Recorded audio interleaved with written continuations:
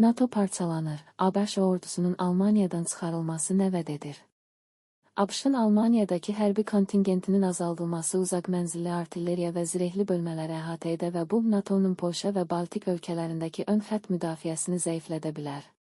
Çağdaş Az xəbər verir ki, Almaniya kansleri Friedrich Merzin ABŞ-ın İranla müharibədə alçaldıldığını bəyan etməsindən sonra Pentagon bu ölkədəki bazalardan 5000 hərbçini çıxarmağı planlaşdırdığını elan edib.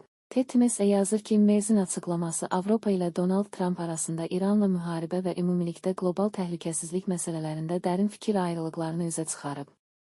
Ekspertlərin fikrincə qoşunların çıxarılması ABŞ ilə Avropa arasında münasibətlərin zəifləməsinin növbəti mərhələsidir.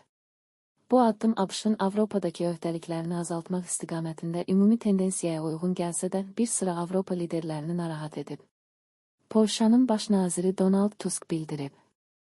Transatlantik birliyi üçün ən böyük təhlükə xarici düşmənlərdən deyil, alyansımızın daxilində davam edən parçalanmadan qaynaqlanır. 2011-2012-ci illərdə ABŞ-ın Avropadakı qüvvələrinə rəhbərlik etmiş general-leytenant Mark Hertling isə bu qərarı çox pis və düşünülməmiş addımı adlandırıb. Onun sözlərinə görə bu, ABŞ və onun silahlı qüvvələrinə əlavə zərər verə bilər.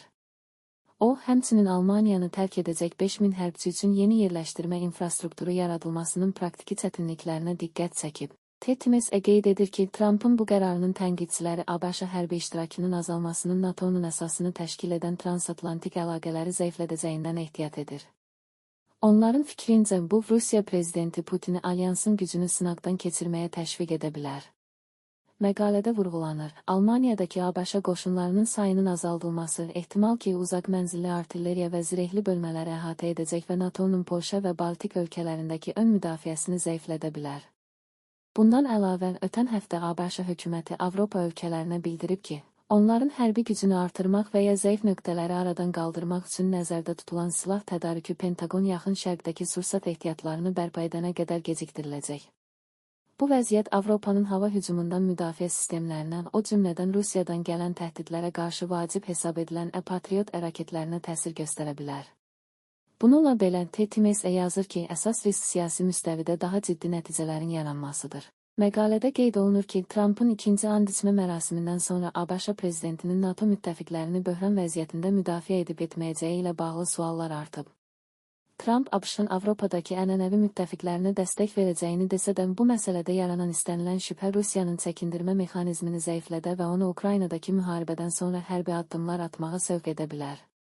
Qeyd edək ki, Trumpın 5000 hərbçinin çıxarılması barədə açıqlamasından sonra Almaniyanın müdafiə naziri Boris Pistorius bu qərarın gözlənilən olduğunu bildirib və Avropa ölkələrini öz müdafiə potensiallarını gücləndirməyə çağırıb.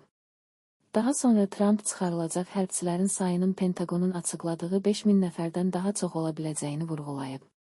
Bu qərar artıq respublikaçılar tərəfindən də tənqidlə qarşılanıb.